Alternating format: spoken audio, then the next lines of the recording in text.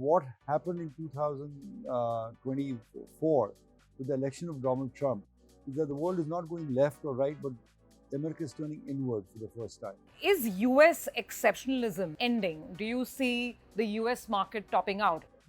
Donald Trump and his MAGA crowd are going to learn a very hard lesson in economics.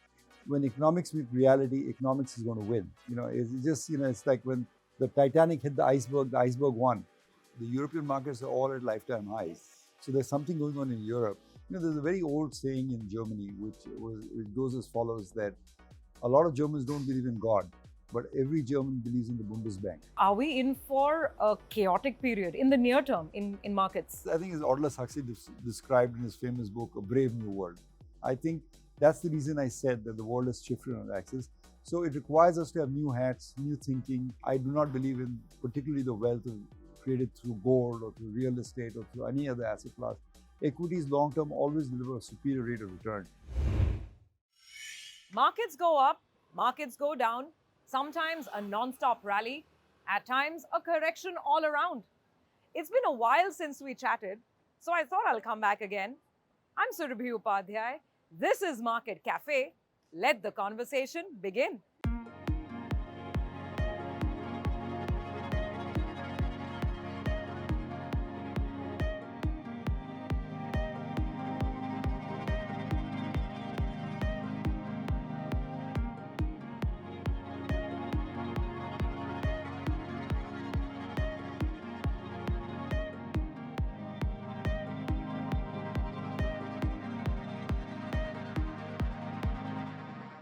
Sir, thank you so much for taking out the time and joining in. I can't tell you how excited, happy, and I'm really looking forward to this conversation. Thank you so am I, Surabhi. Thank you for inviting me. It's always a pleasure to be on your show. So with you, we're actually starting the second season of Market Cafe, and the whole idea about these behind these conversations is to keep them freewheeling, keep them, something that people can take away from and learn from, and who better than you?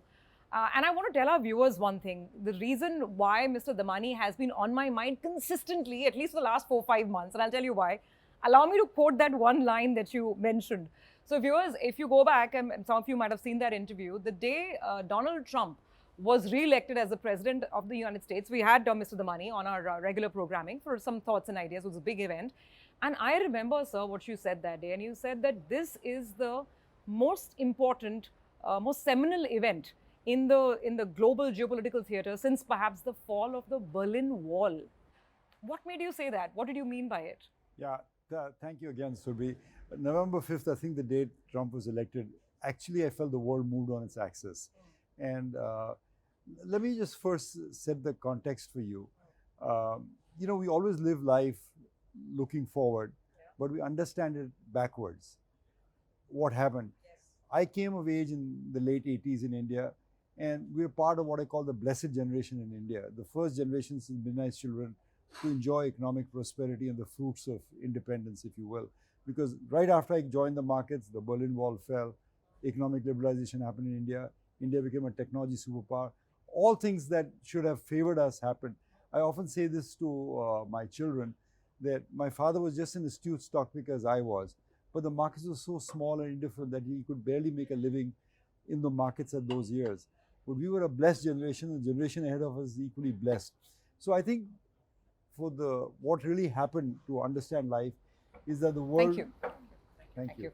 Thanks. The world lived in a globalized environment where we had a rules-based system, free trade, some very important organizations took place between the 1940s and the 1990s. For example, the Marshall Plan that rebuilt Europe and Japan took place. NATO, which was formed, which was a bulwark of security, and we had largely peace in our times. We had WTO and the free trade agreements, Bretton Woods, that allowed free trade and global trade to expand and enjoyed an unbelievable belief of prosperity. But central to all of that was America, whether it was the Marshall Plan, whether it was NATO, whether it was Bretton Woods, central to all of that was America. So whether America turned left or right, the world kept progressing with Democratic presidents, Republican presidents. But what happened in 2024 with the election of Donald Trump is that the world is not going left or right, but America is turning inward for the first time. And that has profound changes in the world because whether we like it or not, America is the most important, most significant player in the world today, whether politically or economically. But the fact that they were turning inward meant the world would be a very different place. So while I keep hoping that the past is prologue, that what happened in the 40 years that gave us so much prosperity and peace and a good standard of living will continue, I feel that the world is about to change. And I think as investors, we have to be the first to notice that. Absolutely. And so I'll talk about America and what you feel about what's going on over there in a bit. But first, a slightly more wider question. A lot of the events that you described, right? Whether it was, the changes in America, the fall of the Berlin Wall. In your decades and decades of experience, does politics matter to markets? There was an English economist, I think Turnbull was his name. He said that political expediency cannot replace the decisiveness of latitude and longitude. What he meant to say was that it doesn't matter which part of the world you're in. The political economy works as a political economy. The hard truths of the political economy. You got to earn a return on capital. You got to specialize in what you do. You got to be good at what you do, and you got to work with your neighbors to achieve all these things. And I think for a large part in India, we didn't know that. We had a very inward, insulating economy, which didn't prosper. I'm afraid America is going to that same inward-looking, of all people, it's astonishing for me to say that, but I feel that America is making that mistake, which India corrected in July 24th, 1991, when Manmohan Singh rose to give his first interim budget on the halls of Parliament. I think for 30 years after that, we've enjoyed unparalleled fruits of that prosperity. And it didn't matter which government was in power. We even had the communists in power in 2000 in India. Despite that, the Indian economy grew, as some economists put it. The Indian economy grew at night. So it didn't really matter what happened. So it's not so much about left, right, or center. It's not so much about your political stance. It's more about whether you are inward or outward looking, from what you're saying, whether you're integrated. And that's under cloud. I mean, the whole globalization era and that boom, that itself is under a bit of a question mark in this new world that we're in, right? The good news is, the bad news is that yes, it's under a cloud right now. It's under a very serious cloud. That's why I told you the axis was changed. The good news is my personal belief and my personal call that these are irreversible changes, that you could delay globalization by another 3 years or 4 years. I doubt if it's even that long. You can delay a world where the strong prey on the poor, which is what is happening now with the spheres of influence, as Donald Trump is calling it, that Russia controls Europe, we control North America and South America, and China controls Asia. So all that is being questioned as we speak right now. But I think it will delay globalization, it will delay international system. It cannot deny it, because the human arc works towards progress. And it's very hard for me to believe that we will go back to a mercantilist policy, a tariff-based policy, as Trump is advocating. Either he will change, or democracy and the people's aspirations will force him to change. So while we are going through a very difficult period right now for the global economy, I don't think it's going to be the lasting change in the world. The lasting change is towards free markets, prosperity, trading. Which is what we've seen, at least in my lifetime, and I've enjoyed the fruits of that. We've all enjoyed the fruits, and that's just what an economic level. In India in 1990, I think the budget was 30,000 crore deficit. I mean, we do that in a day right now. So the economy has grown, we've all got great jobs, we all travel. I mean, here's an interesting anecdote, Surabhi. When I went as a student to America in 1977, that's the time India was completely inward looking, completely the whole mantra of self-sufficiency we had, which beats the hell out of me even today. License Raj, whatnot. License Raj, what do you have? They gave an Indian student traveling about $5 US. That's what he had. When he went abroad to America to study, you got $5 US in your pocket to spend. $5 US? $5 US a boy. That's who gave? As in your parents or your family? Actually, you filled out a couple of forms and they give you actually $5. You could just carry $5. $5. I repeat that for emphasis. $5. This is which year? 1970? 77 when I went there. So I mean, we're a country of even then. Well, what could you buy in the US with $5? You could buy a few cups of coffee. I mean, forget everything else. I mean, you obviously had systems that didn't work. And I think in 1991, when they realized that you had to change the systems, I think that's what triggered unbelievable markets, unbelievable time for all of us. And I've been, part of that blessed generation. Absolutely. So, of course, I want to talk to you about how to navigate this from a market perspective, because while these changes happen around us, I'll allow you to, sip a cup of your coffee. I think that's, some coffee you've got. I think I've got a little bit of a teapot for myself. So, I'm going to help myself to some tea. I'm very happy to hear your overall optimism on whether you can sort of delay it by a couple of years. But the whole globalization sort of wheels that were set in motion, they should not continue. going away. That's not going away, and that's reassuring to hear. But the fact is that we still have markets to navigate in the interim, right? Now, is US exceptionalism, for the time being at least, is it ending? Do you see the US market topping out? I think so. I think Donald Trump and his MAGA crowd are going to learn a very hard lesson in economics. See, this is what he's trying to do if you try to sort out all the madness and see what is the kernel he's trying to do. He believes that American manufacturing has been hollowed out. America imports almost all its critical stuff other than technology from China, from Vietnam, from Philippines, from India, from other countries in the world. So this is what they've done. They first reduced the tax rates in America. They made the corporate tax rate 15% or so. They're jawboning the Fed to cut the interest rates. And they're building tariffs so that domestic industry can do well. So they want to bring back manufacturing and manufacturing jobs. That is the constituency that elected Donald Trump to America. Now, unfortunately, it may not even be most cost effective, which is the debate. It is not right now. It is absolutely not, and that's the whole point I'm making. That when economics meet reality, economics is going to win. It's just it's like when the Titanic hit the iceberg won. So economic reality is economic reality. You can't make jobs in America or pay people in terms of inflation when the same product will be available for 30-40% cheaper if you import it. It goes back to what Adam Smith said about specialization in the world. I think America, for all the leadership and intellectual leadership it's shown to the world, is losing that moral supremacy that it had in the world as the one superpower in the world, the one defender of democracy, the one the economy was so bright they could take everything. There's a saying that I often quoted, Surabhi, which says that, to first I'll quote Rudyard Kipling, who said this: "What does he know of Britain, who only Britain knows?" So the point being that if someone who's staying in Britain didn't understand Britain's role in the world, the sun never set on the British Empire. So those things, America has to learn. What does he know about America that only America knows? So he understands clearly the dissatisfaction in America, but the solution is not tariffs, protectionism, inward looking, no immigration. That is not the solution. The solution is more productivity, more freedom, more ability to integrate. And I think they will learn the lesson over a period of time. I'm convinced that while America is going through a very dark period, in my opinion, and I think it will put a dampener on financial markets, particularly in America for a while, I don't think this will be a lasting place in the world. I don't think the world is going to the dark ages. Well, yes, absolutely. We hope so. That's sort of getting me to the next question. So if you're saying that for the time being, maybe there are some speed breaks on the whole American equity story. What we've seen in the past many, many years, that every time they say, America, sneezes, the world catches a cold.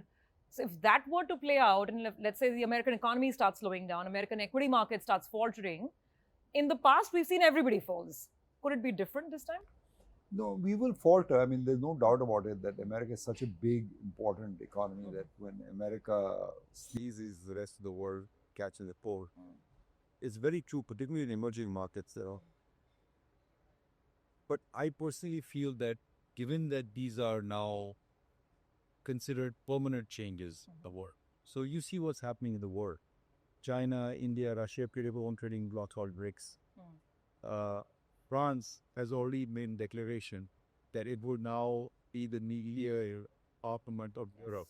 Yes. So these are important changes in the world. So if America wants to go backward, the world will move on. The world will figure out different alliances, different prospects to take. And no doubt that they will move on. It is to America's detriment to realize that they were the centrifuge force in the world, and they are relinquishing the space. History has told us that empires last for a century, 75 years, something like that, and then there's a new age born.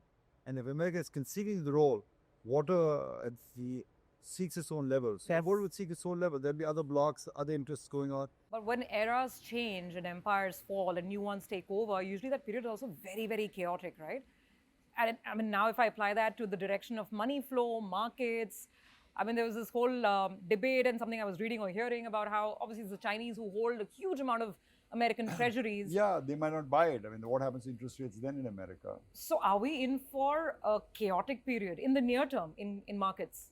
I think as Aldous Huxley described in his famous book, A Brave New World. I think that's the reason I said that the world has shifted on axis. So it requires us to have new hats, new thinking, of how we want to, in the 80s, 90s, very simple what we bought. Anyone exporting in dollar terms, anyone globally facing were the businesses we bought because they were insulated from the poor domestic economy. But I think now we're increasingly looking at the domestic economy. This is a vibrant economy, whether it's in construction, whether it's in consumer spending. It's all parts of it are doing well. And I think we've learned the hard lessons which America is probably going to learn. So I think we'll just have to have new horses for new courses and figure out what will lead them. But having said that, would I remain invested in Indian equities? Yes, I remain invested in Indian equities because I think it's still the best option available for Indian investors to become wealthy. I do not believe in particularly the wealth created through gold or through real estate or through any other asset class. Equities long term always deliver a superior rate of return. So I think it remains there. You just have to see it with a new set of eyes and perhaps look at different sectors that perhaps you didn't look at in the last 20 years. Okay, before we talk about some of those new approaches and maybe we all have to learn as investors, you mentioned Europe, and that's a really important point. I'm glad you brought it up, right? Again, stuff that at least I have not seen in my 20-year career, which is a lot shorter than your sort of long-term career. This whole talk about Germany rearming itself, spending 500 billion euros on infrastructure, the commentary coming out of France. Is this sort of a flash in the pan moment, and maybe you have tactical bounces here and there? German market's been doing well this year. Or could there be more to it? How would you say it? In fact, amazingly, Surabhi, the one we didn't anyone expect, the European markets are all at lifetime highs. Yes. So there's something going on in Europe. There's a very old saying in Germany, which goes as follows, that a lot of Germans don't believe in God, but every German believes in the Bundesbank. The central bank of Germany was so inflation hawkish, so concerned with monetary supply. But there's a seminal change in Europe. They realize suddenly they're naked. They don't have the defense of the US, which they've relied on so much time. See, first of all, the US, in my opinion, asking for increasing NATO contribution is valid. But saying that I will not support you unless you pay 2% of your defense budget or GDP budget to defense is basically the Indian police guy calling for hafta. That you want protection, you got to get hafta. It's not on. The leader of the free world can't be behaving like a regular cop in the streets. So Europe has realized that they are now on their own. So what is Germany doing, the largest economy in Europe? It is now stimulating its economy through defense and infrastructure spending. They're easing up their debt caps, etc. So it's a seminal moment. And that explains partly why the European markets are at lifetime highs, UK is a lifetime high. And France, I mean, these all worked under the US nuclear umbrella. All of them. And France has publicly said that they will now provide the nuclear umbrella that America is not providing to Europe. So these are seminal changes taking place in the world. And I think there will be on that, maybe defense stocks will do well because of that. Maybe infrastructure, electricity stocks will do out there. But the tide of human progress, whether it's through artificial intelligence, whether it's through globalization, will almost certainly continue to be. I mean, so it's foolish to try and say that, 4 years in the history of the world is just that I blink. So it'll pass. Sure. And good investors will be adept at navigating that. Sure. Since you've very well explained to us why these are seminal tectonic events, really, aside of India, just for a second, if I were to ask you, which is the other market that you would like? Maybe you will take exposure, maybe not, but a market where you see there's serious potential outside of India. I mean, I haven't, to be honest, the only two markets I focus on, India and America, because they're the most important markets to me. But just going through the data, I would say Europe would probably be starting a bull run, which is even I can't understand the conclusion I'm coming to. A European bull market. Yeah, or European bull market when it's facing the moment of crisis. But you remember in 1991, India faced this moment of crisis, and the index was below 1,000 then. Today it's 80,000. So sometimes bull markets are born out of that crisis. Oh, phenomenal thoughts, and that's enough to think, a lot to think. But okay, let's talk about the approach to this market, and this is not a conversation about the next 1 year or 2 years, right? Like you're saying, we may have to wear new hats to deal with a far more complicated world, a more complicated market. Okay, what's your starting point in terms of advice? Well, the starting point advice is, I belong to the generation that is more has been. We're now old and foggy, so it's more applicable to the young people. Because India is a young country, we have a demographic dividend that's coming our way because we're a very young nation compared to the rest of the major economies in the world. So it's more focused toward the young people. There are some basic lessons that seem almost childish to say, but I will repeat them for effect. The first thing is learn how to save. spend less than you earn. That's the first thing. The second thing is invest in appreciating assets, not depreciating assets. What I mean is rather than buy the expensive car, the flashy dress, or the expensive vacation, which is all good. You see a lot of this changing. Sorry to come in over there, but I mean, you see your family members, friends, you see the world around. You see that quintessential Indian saving mentality, prudent mentality. Do you see that changing? And if yes, does it worry you? It has changing. Previously, there was no opportunity. You saved it under the pillow or in a gold bar or in real estate. The world has changed in that sense. You got so many opportunities as we've seen through SIP investing in India out there. A lot of young people want to live for the moment, and I have nothing against it. I mean, if that's what you choose to do, that's your right to do as you please. But if you want to be financially free by the time you're 50 or 60, you got to do some basics. The basics is, save a little bit of money, invest that money, invest in appreciating assets, at least where there's a chance of appreciating and not depreciating. And if you look back and study history, you'll see equities is the best long-term return over the last 30, 40 years. They live almost 2-3 basis points better than almost any other asset classes. So if you're young, you want to actually pray for a bear market like we had recently or a bearish market because you can buy stocks cheaper. Yeah. Why would you want to buy stocks more expensive? You want to buy it cheaper. If there are people like me, you want to pray for the market to go higher. But if you're young in India, you want to pray. So when the market fell, it was a good time to step up to the plate and buy, in my opinion. So my advice to all investors, especially the younger set, is other than do the basics right, save, invest, buy appreciating assets, is take a long-term view of this thing. It takes barely a generation. It's really hard for people to believe, but barely a generation to go from middle class to the money class if you can invest and compound that money successfully. Over a 30-year period, money invested successfully can become almost 1000x. So no matter what amount of money you start with, you could end up fairly rich at the end of the 30-year period. And today, if the median age in India is 28 or 30, you want to think about how to retire, how to live your life when you're 60. So the time to do is to start now. Absolutely. And also you need to be in the right set of investments, right? Or do you think time takes care of that? It's okay if you're not in the best stock or the best sector, or maybe even the best asset class. When over long periods of time, as long as you're invested in the right assets, does compounding take care of most of things? It actually doesn't. Compounding does, but compounding only happens with the right category of investments that you do. It has been proved over many years that equities are the best return. So I would say within equities, because a lot of time and effort and stress is taken on being in the multi-bagger, finding that right multi-bagger. And you should do that. Like, there are two thoughts to it, Surabhi. The first thought is that if you don't have the time, you're busy in your profession, you're a lawyer, you're an engineer, you're a hairdresser, you have no time to do that, buy an index fund, as Warren Buffett has said. Buy an index fund. If the index doubles, you'll double your money. But if you're more passionate about money, more passionate about making stocks, more passionate about understanding investments, then invest directly. But do it like a full-time profession you will. But there's an enormous difference. I mean, someone who bought Infosys in 1991 or bought, say, some other Bombay Dyeing, say, to give you a bad example, in 1991.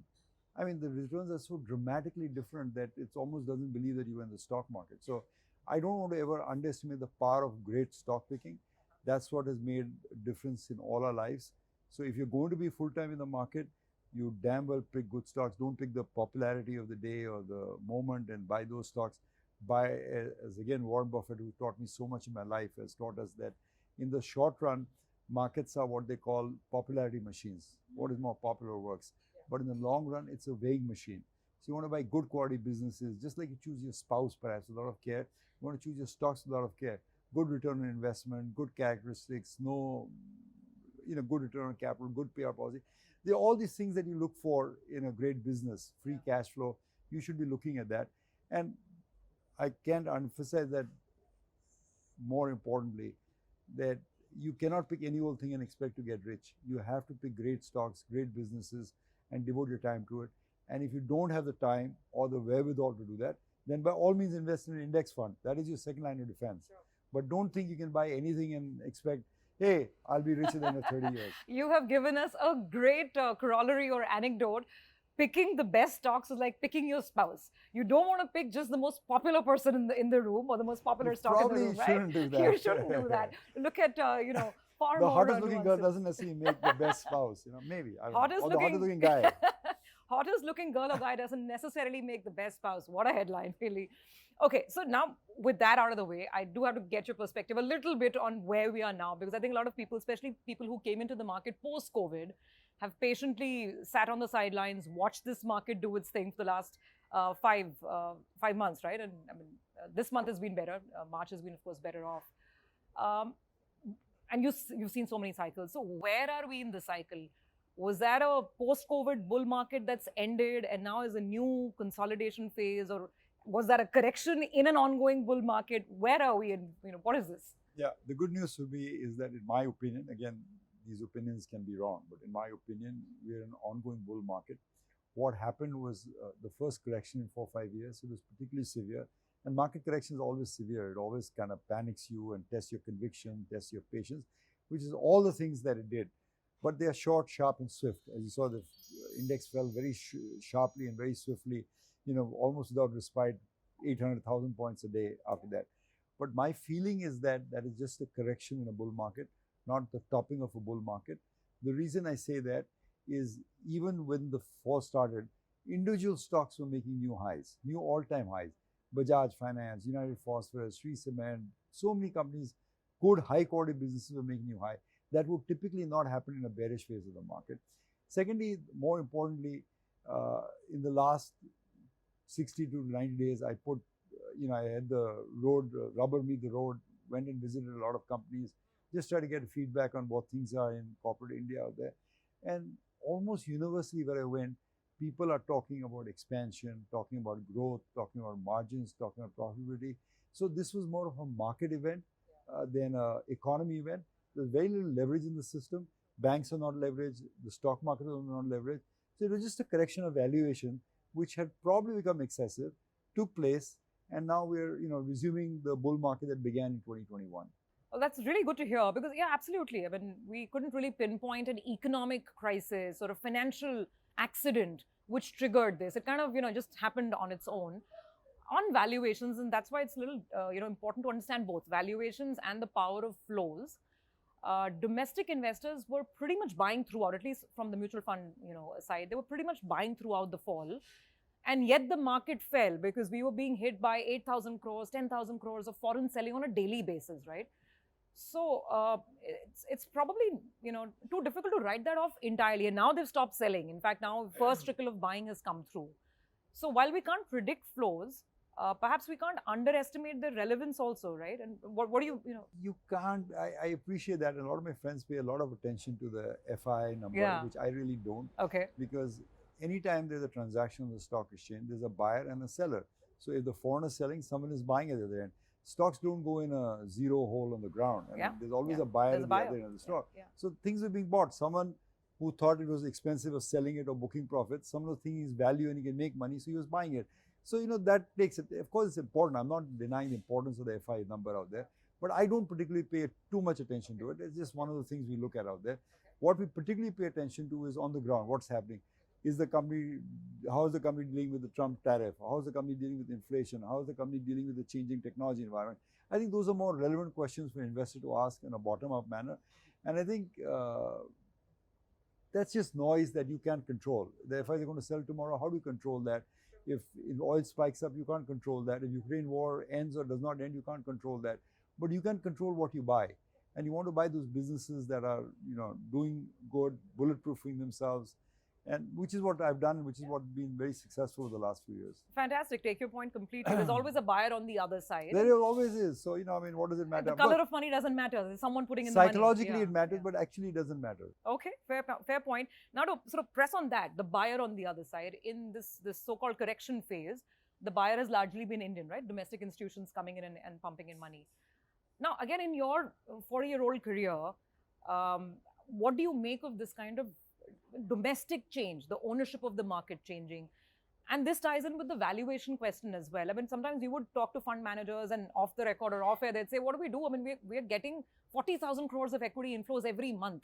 I mean, how much cash level can I hold? I have to buy. So not today, but could that sort of become a bit of an issue or a situation for the market? I've been 40 years in the market and I've gone through my own phases out there. But I'm telling you, the more I visit, I've traveled a lot across this great country of ours, visiting companies, visiting people last night. This country is oozing opportunity. I mean, there's so many businesses that are going to be built which are world scale, brands that are going to build world scale. So there are a lot of businesses that you can start investing in even today. But the more important point I made to you earlier was that India is a young country. And if you're a young country, you should be happy when prices are going down because you're going to buy things cheaper. It's like your mother said when you go shopping, you ये चीज 98 में खरीदना. तो अगर आपने 98 में मिला तो it's better than buying it full price for them. So this correction gave you that opportunity to load up on the stock. And I am thrilled beyond belief that Indians didn't panic in this sell-off and they stayed true to the faith, they stayed true to the country and invested the money. And that's the correct attitude to take, that they are investing not for the next quarter, the next 3 months or the next 3 years, despite what's going on with Trump and company, but they're investing for the next 10, 20, 30 years of their lifetime. They're investing for their retirement, their kids' education, their parents' retirement, all those things they do. So I think it's been, the shakeout has been good. It has tested you. It has, proven that you have a conviction in what you buy. And there's no something called easy money on the Lal Street, as everyone thinks that I buy today, make tomorrow, which had gone on for a few years. But all the veterans have told you that, wait, when the correction comes, people will panic. But I think if they hold true to the flag and, I think it's great. I think the domestic money prospering or domestic India is great. We welcome foreign money, we welcome foreign capital, but they have a right to sell and I don't begrudge them that. So absolutely, Ramesh. I mean, I completely agree with you. May this wave of domestic money, may it become a tsunami and may it continue for all our sakes. But my question was more sort of regarding valuations and whether so much of domestic money continuously coming in the market, whether that will sort of create its own valuation challenges. I mean, what's the range for India? Could we? Surabhi, the market has a self-correcting mechanism, which we just saw. I mean, the index fell, 10, 12% from the peak.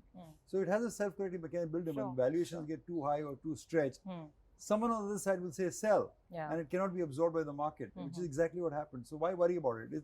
Market has a self-correcting mechanism. If you take stocks to unbelievable heights, the short seller will step in, or the promoters will sell in, or the insiders will sell in, and want to encash it. So that will act as a natural check on the market, which it has done. As long as there's not any undue amount of leverage in the system. There was, I think, 70,000 crores of margin funding, which is the size of a small mid-cap company in India today. So there's no leverage. The banking system had no leverage. The government had fiscal restraint. So, in fact, money was tight. So there was no reason to believe that this would be a long-lasting bear market.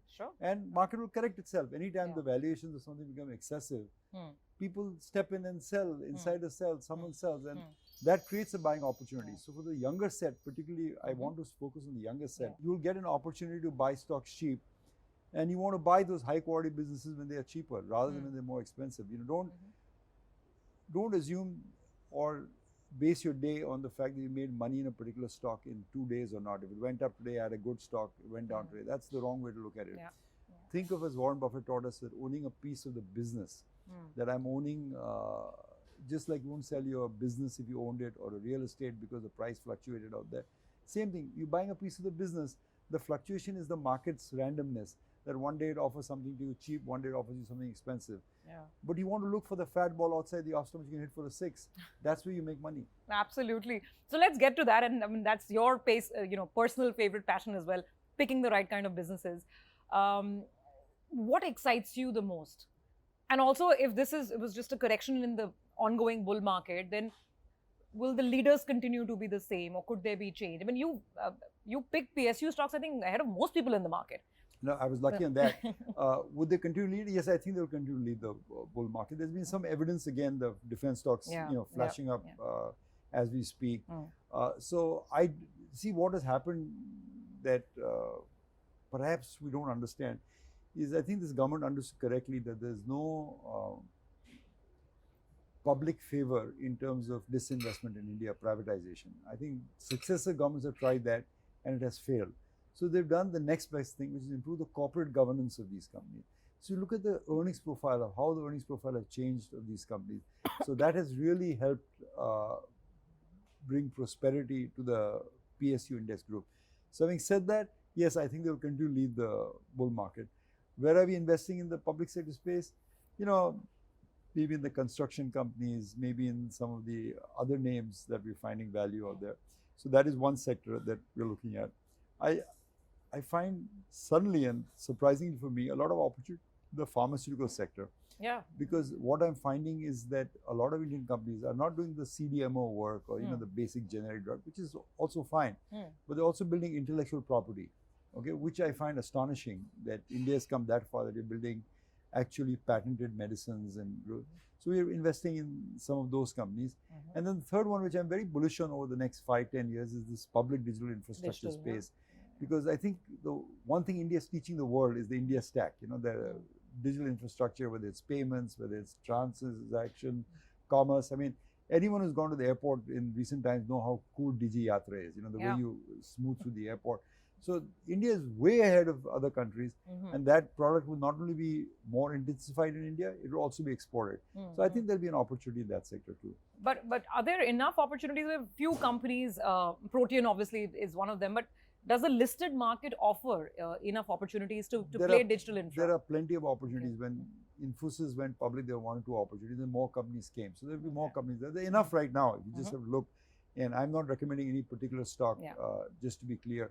But I think there will be opportunities in the intellectual property companies in pharma, for example, may be challenged by Trump's order. That's what I was But wondering, I think they will overcome it. It's just the basis is so cheaper in India that you don't want to give medicines to America, which are already expensive, 3 times more expensive. It doesn't make any sense to me. So that's why they will have to change. The MAGA crowd will have to change ultimately. So I think there's enough pickings. The valuations are at your favor. It's almost like the wind is at your back. So if you are willing to invest over a long period of time, this is as good a time to get into it. And PSUs, just to kind of press on that point a little bit, it's a very wide basket from defense to railways to, it could be financials, etc. Within that, what excites you the most? Well, I think the problem that a lot of people who didn't like PSUs made was they bunched them all into one category, the PSU basket. And they were, like you said, assortment of companies. In the commodity businesses, they were in the construction business, they were in the defense, they were in the rail. And you can't do that. It's so silly. I mean, I always point that out. I said, and Surabhi, I just have to remind you, because there's been a lot of press, hatred against PSUs, as you must find when you are anchoring the show. Yes. But I go back to 1991 when Manmohan Singh first announced the PSU liberalization policy, and in the speech to Parliament, he said, I will be disinvesting some public sector stocks so that they'll be more efficient. In that basket of stocks, and I'm only talking historical stuff, I bought 3 stocks, among others, but 3 stocks that I bought. A company called CMC, which was in technology, a company called Bharat Electronics, which was in the defense space, and a company in Bharat Earth Movers, which was in the railways and a whole bunch of heavy moving equipment, whatever. If you go back and study the history of those 3 companies, I think today, Bharat Electronics may be 200 to 300 baggers, even today. And more importantly, what people don't understand, there is absolutely no dilution that is taking place in the equity. So the same level of capital, they've sustained the growth. Bharat Earth Movers, it's really hard to believe, was maybe a 50 crore market cap company. Today it's one of the giants in this field. CMC has been merged with one of India's leading companies, TCS. So I had this reference of making a lot of money in the public sector in 90.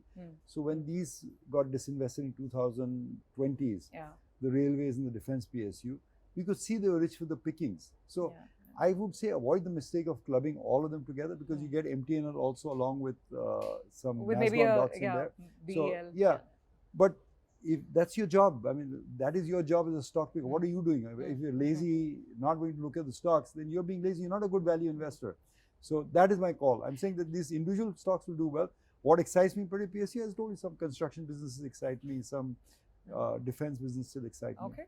In digital infrastructure, it's interesting that you said public digital infrastructure, not overall, internet businesses or internet companies. There's been so much, happening with them. They go up and down, and the great debates rage in the market around a Swiggy and a Zomato, etc. Overall internet, not so much, more digital public infra. Why is more that? That because that's where the great growth opportunity lies for India in making life easier for the common citizen. In the internet businesses, I am all in favor of them, but I'm not finding great valuation comfort in. They are still at, they are at exorbitant valuations in my belief. So we bought some of them, but we haven't bought all of them. Okay, which brings me to the question of styles to follow, maybe in this leg of the bull market, in the new global reality that we discussed earlier. What has been your personal favorite style? Is it growth? Is it value, or is it a mix of both? And more importantly, to a lot of the youngsters out there, what is the style that you would tell them to perhaps, look out for? That's actually an easy question, Surabhi. There is only one type of investing, that is value investing. And that encompasses everything. Like you say, I'm a growth investor, but growth is a component of value. So you have to look for value. अपने को रुपए की चीज 20 पैसे में ढूंढना है. We always want to find stocks that are cheap. There is no other. If there was another principle, the market would shut down over a period of time. See, people make the mistake of thinking that this is a T20 game. That every ball bowled has to have an attacking shot done there. You have to hit a boundary, in every ball. What Buffett has taught us, and this is a lesson that all investors should learn, that the market throws you a ball every day. Okay, it says Reliance at 1600, LIC at 1200, Nasdaq Dock at 2200. You don't have to do anything about it. You can just let the ball pass. There's no called strikes in the game. There's no outs. You just wait it till you find something really attractive in your comfort zone, and you can hit it out of the park for 6 or make 10x from that money out there. So approach it like that. Don't approach it that I have to make money every day. Great ideas are very rare, but once they come, at that time you want to load up the truck and buy as much as you can, and that will take care of everything. I'll give you one of the best examples I can about someone who did that right, and that is Charlie Munger, who passed away recently, and he gives this example of what he did. He said that he used to read a paper called Barron's for years and years, never acted on it in 40 years. It's hard to believe. I'm not expecting that glacial level of, but 40 years. Then finally he said he found something that he said it was a no-brainer. He knew it would do well. So he put $10 million, which is all the money the company had at that time, in that one particular stock. And he was right. It went to 40 million or 50 million in the next couple of years. He encashed that and he gave it to his newfound partner in investing, Li Lu. And Li Lu made that 40 million to 400 million. So 10 million became 400 million over a lifetime by investing more judiciously. So this idea that you have to bat on every ball is a misnomer in the market. Wait for the fat pitch to buy it. I'm not saying even I do it, but I try to get better and better at it. That I want to find, the fat ball outside. Please, investors, remember that you don't have to win every day of the game. You don't have to win even every month of the game. Occasionally, you'll get that fat ball outside the off stump, and hit that one for 6. That's when you got to hit for the 6. So that will come to you maybe once or twice a year. So. But you have to watch the market every day. You don't have to act every day. Yeah, which brings me to something more about the man that we know and the man that we don't know, Ramesh Damani. What is your average day like? Do you sit and watch the market every day? Do you talk to companies? How frequently? Even how do you spend an average day? Well, that's what I do every day. I'm still pretty much, though I'm closer to retirement age, I still enjoy the markets. It's something I really enjoy. So. I'm full day is basically done with something in the market, either watching the screen, looking at my positions, visiting companies, or mentoring a lot of young people who happen to come down to my office. So it's a blessed life. What can I say? If you enjoy what you do, you're blessed. And I don't really begrudge going to work in the morning, as some people feel. I really enjoy, and I think Warren Buffett gave a very good example, which I'll repeat because it makes a lot of sense. In one of the conferences, someone asked Warren. He says, how do I become like you, but only faster? And Warren said that, I'd give a lot to get back your hair on my head. I'm not really in a hurry. In fact, I would give a lot of the money that I have made today, as long as I keep my intelligence with me, I'll give the money back, but you give me your life. And I can live 30 more years. I know I'll make more than that back over time. So I feel the same way. That this great world, global Indian experiment is unfolding of capitalism. We receive a setback right now, but I wish I could watch this experiment for the next 20, 30 years. I feel the same way. There'll be such exciting times for companies. Global businesses will be built. Global trade will happen. New billionaires will be minted. So it'll be a lovely time for new investors to figure all this out. So, I'm going to ask you some quick, rapid fire type of questions. Maybe the 5 favorites for Ramesh. I'm making this up as we go as well. Favorite book? I think generally anything about Buffett and Munger is a good place to start with.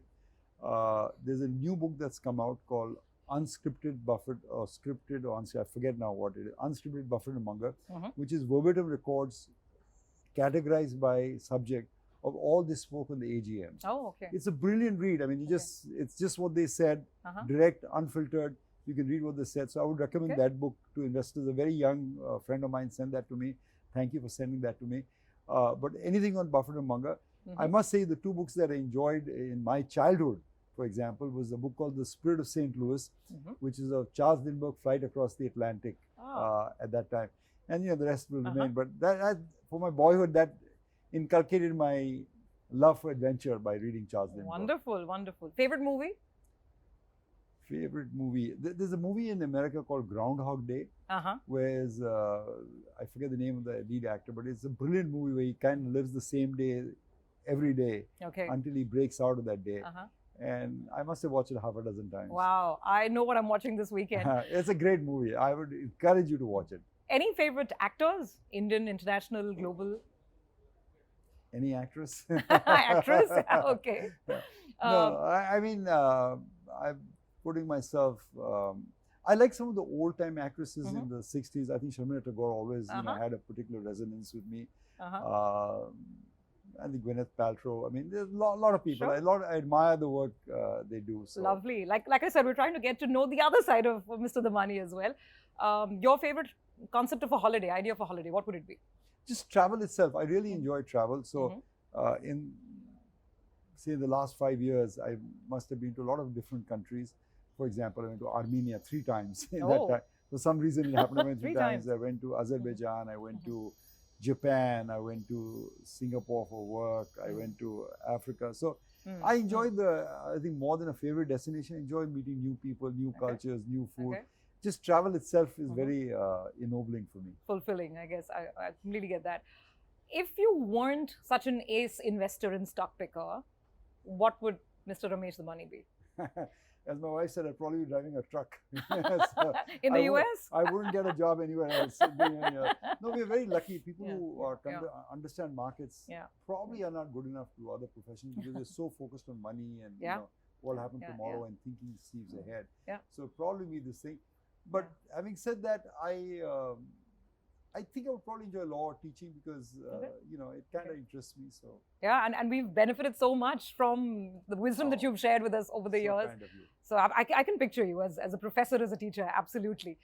So yeah, those are the 5 things. And speaking of money, at a sort of wider level or a deeper level, maybe, what does money mean to you? You've earned so much of it over the years. What does it mean? I think in my business in particular, Surabhi, we measure success by money. I mean, how do you measure success? I mean, my niece, for example, is my sister's daughter, Smriti. She's a documentary filmmaker, barely 40.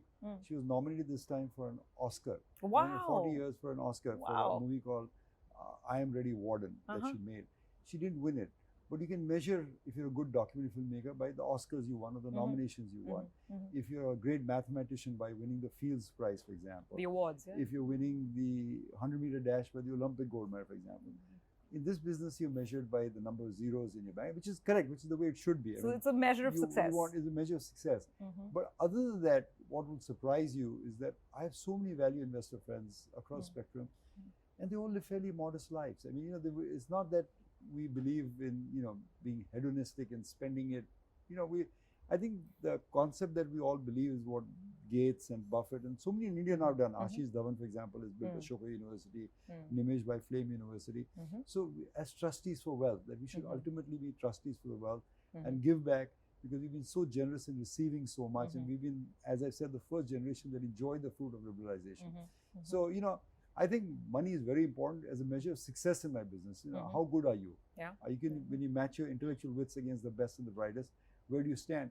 And amazingly enough, a lot of the fortunes in India match global fortunes now. Not mine, but particularly for the good people in the stock market. And that's truly inspirational for me. And I think money means that I am now being able to compete with the best in the world. And I would not use that as an end in itself. I think as most good investors say, that it must do good. It's, you need to spread it back. You mentioned a couple of names and all veterans. So as you look at the new generation, the new crop of money managers or the new stars or the next big bull on India, who comes to mind, or who sort of catches your attention the most? I mean, I don't want to put names because I'll put a lot of pressure on these people. They don't do it. But I see incredible amount of diversity of young people, very serious, some running mutual funds, some running proprietary capital. So there's no dearth. I mean, You can give 1 or 2 names. It might be encouraging as well for the whole lot. I'll pass on that, Surabhi, because Okay. if I mention 3 but don't mention 2, they're going to be angry with me. Yeah. I'm not interested in mentioning names. Okay. But do I see names? Definitely. Do I see stardom for them? I definitely see stardom for them. Yeah. And they will be in the great traditions of great value investors, who compound money over long periods of time. So I'm very optimistic that I was very lucky, Surabhi, when I came to the markets. In the first few months I was in the market, I met people like Chandrakant Sampath, R.K. Damani, Nimesh Shah, Durgesh Bhai, all turned out to be the greatest value investors that India has produced. Okay, how lucky was it that within the first month I met all of them? Yeah. Rakesh Jhunjhunwala, not to forget his name. We really miss him. Yes. So met all of them in the first few months of coming out there. What I'm seeing increasingly, and that is what I hope the legacy will be of this show and the other shows, is that a new generation of great value investors will emerge in India. And I'm already seeing the emergence of that. So I'm very hopeful that this crowd will be replaced by a bigger and better set of value investors, and that Indian value investing will become mainstream as it has gone in America. Okay. I mean, 60 years plus, a fabulous, very illustrious career. When you look back, what do you see as maybe the highest point, and what is something that maybe you would have done differently? I think there's a saying in Hinduism that says that there are no mistakes in life, only lessons learned. True. So, Surabhi, I think I've learned lessons. I wish I'd been a bit more bolder, a bit more, assertive in my thinking. I was part of a middle class background, so you tend to be safer, tend to stick to the shore, instead of some of my friends who showed me the magic of being bold out there.